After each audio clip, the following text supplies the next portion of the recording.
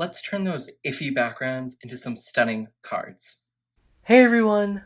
My name is Brennan and welcome to Brennan's Crafty Corner. Hey everyone! My name is Brennan and welcome to my channel. So, we pretty much all have that bin, or that drawer, or those multiple sets of drawers that are filled with backgrounds we've made.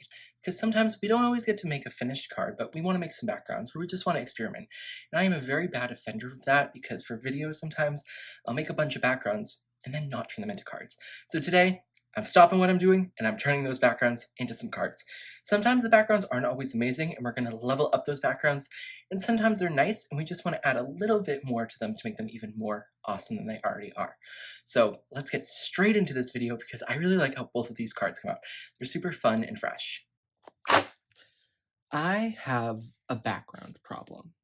As you can see, basically every background and more, because sometimes I don't even record them, I make goes into these bins. It's bad. This one's actually from my very first video I did, which is kind of crazy that I still have that. Because what are we going on? Almost 2 years now, and it's bad. There's just so much in here. Oh, my sad attempts at watercoloring. So I'm gonna pull a few of these, and we are going to get making with a couple of different techniques. So I've pulled a couple of backgrounds that I've made, and I don't know if we're going to get through all of them. We're definitely going to start with this one, though, because this one might be our worst offender here. And we're just going to get started, because you know what? We need to get these turned into cards. So this background is interesting. It's using Simon Hurley's Neon Lunar Paste, which are so amazing. They are such fun colors. But here, as you can see, I went a little bit crazy. I want to say this was extra paste that I tried to use up, and we can all fact check that video, but whatever. This background is obviously a little messy, and you know what? In a certain context, I could like this. I really like this area up here, but I do not know what I was doing with these swirls and what even happened here, so we're going to fix this. Okay, we're going to fix it. So what I want you to do is go to your background stamp stash, or go to your stencil stash. Okay, so I've dug into my stash and I found two stamps that I think will work really well. We have the painted polka dots from the stamp market, and then over here we have the tribal stripes bold patterns from Hero Arts. So between these two, I think I am going to go with, I think I'm going to go with the stamp market one. But the reason these both will work pretty well is because they each have a lot of black space or area where ink is going to get put onto the stamp. So for example, there's a lot of area that these polka dots take up and not a lot of room left in between for the color to come through. So it will kind of make the background a little more tasteful, we'll call it. So I'm going to go in with the painted polka dots from the stamp market. Okay, so I have my original background in my stamp wheel from Altenew, and I'm going to place the stamp right on top. That background probably isn't going to stick down to the base that much just because it's like so warped. So you know what? I'm not expecting it to. If it comes up and moves, we just move the paper. It's that simple.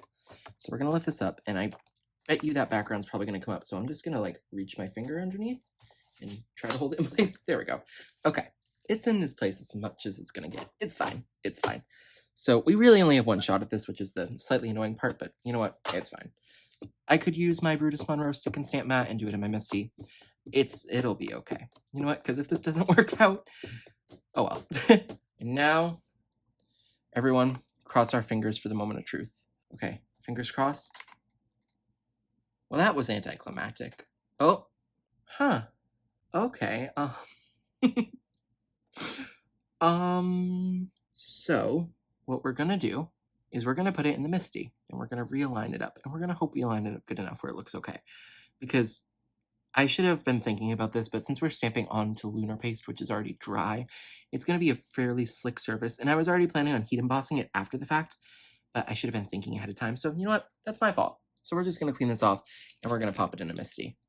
But before we pull out a new Misty, it's long overdue that I pull out a brand new Brutus Monroe stick and stamp mat. The day has finally arrived. Thank goodness. We can take this bad boy and thank it for its service. I don't even know where the cover to this is. You know what? After how long we've been using this, it still has stick left. So these are amazing, but I think it's time. Okay, let's do that again. So we're gonna put this down in the middle.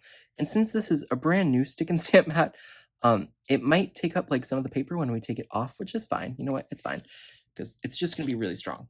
And the nice thing is though, the paper's not going to be warped right now.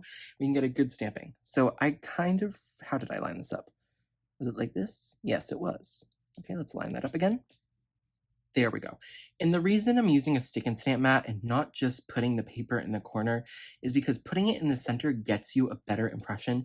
If we were to, let's say, put it in the corner, these walls on the edges aren't going to get the best imprint because there's just not as much pressure going on the clear door. Because if we're pressing down right here, a lot of that pressure is going onto the walls instead of the clear door, and this area can't bend as much because it's being supported by the walls, so you just don't get the best impression. So now I can stamp again. We're going to ink this back up in our VersaFine Clear. We're going to cross our fingers and hope it works better this time. And it's time to reveal it. Okay, I like where that went. And now we have our background with that stamping on it. So I'm going to heat set this with a little bit of clear embossing powder just because it's on that lunar paste. I don't think it's going to dry if we just leave it. So I'm going to heat set it with some embossing powder. That way we can ensure it actually dries.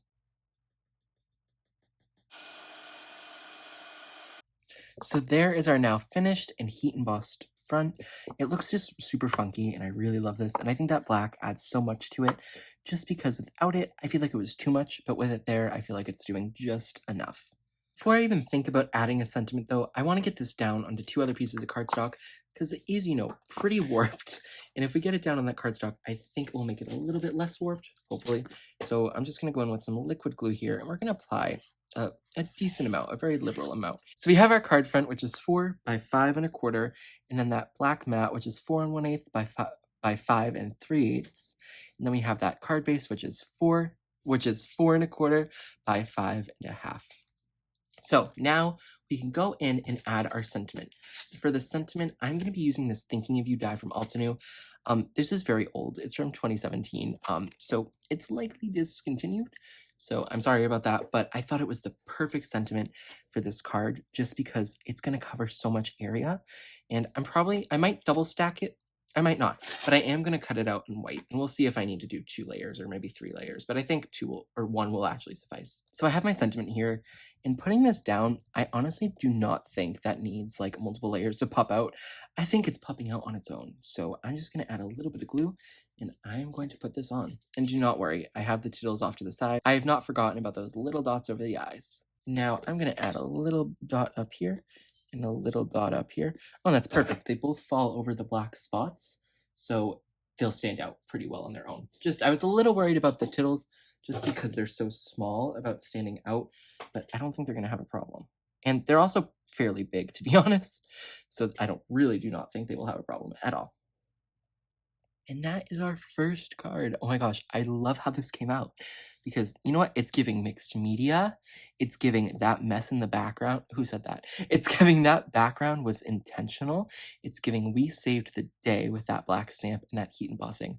So this is our first card, and I'm really loving it. Just for time reasons, this is going to be our second and last card because you don't need to be sitting here for 40 minutes. I like short videos. I will watch a Jennifer Maguire 2-hour-long live stream, don't get me wrong.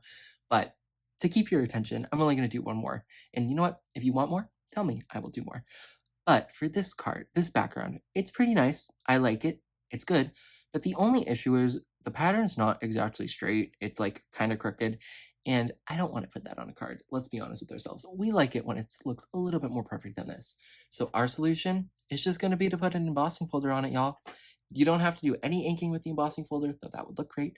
We're just going to use an embossing folder to make it look a little bit more intentional and a lot less noticeable. I have pulled out the Ribbon Waves embossing folder from Altenew, and this has been a go-to for mine for a while now. I really love it. It just adds the simplest, subtlest design, and it's going to save our card here, our card front. Well, it doesn't really need to be saved, but you get what I mean. What I'm going to also do is I'm going to spray a little bit of water on the back side of this, just so it embosses a little easier. That was also a lot of water. You don't need to do that much. It's fine. So we're going to place this down and try to center it. Okay, so we have our embossing folder in there, and it's going to impress those waves into this paper. So I'm going to run it through my die cutting machine. And here we go. Now you can't even tell that our stenciling, that might have actually been stamping, because I have a stamp and stencil that's better.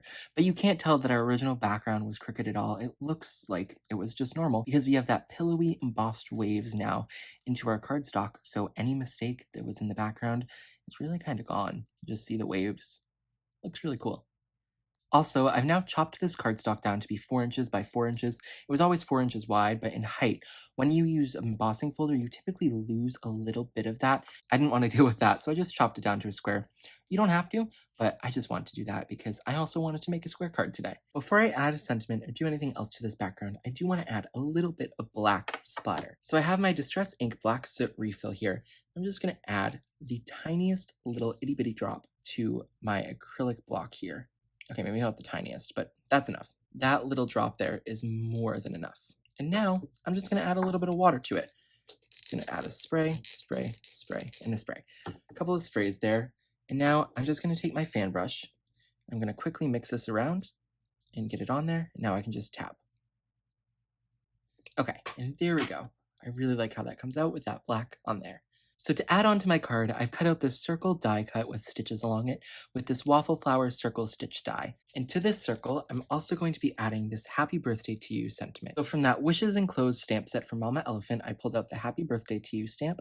And I'm just kind of aligning it up right in here. It doesn't have to be that perfect since it's a circle, so if it's not great, we can just move it. But I think that's good enough. And I'm just going to take that cover here.